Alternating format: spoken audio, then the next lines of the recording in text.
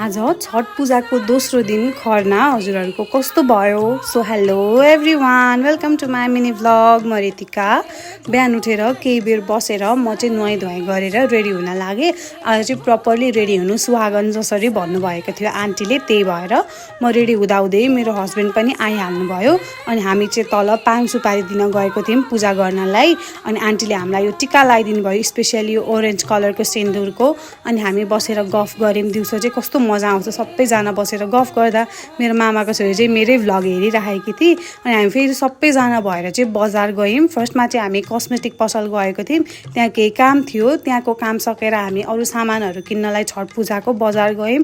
बजार यति धेरै भिड थियो, भिड सँगसँगै यति महँगो नि। अरू बेला 30 रुपियाँ केजीमा पाउने सामान आज 30 रुपियाँ पाउ थियो क्या।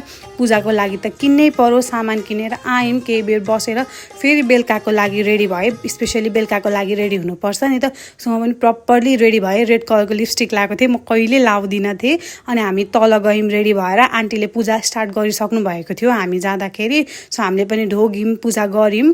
त्यहाँ केही बेर एकछिन बसेर अनि आन्टीले त प्रसाद चढाउन थाल्नुभयो। आजको स्पेसल प्रसाद भनेको चाहिँ खिर पुडी रहेछ, मलाई पनि थाहा थिएन। सो प्रसाद चढाइसकेर हामीलाई सिन्दुरहरू लगाइदिनु भयो।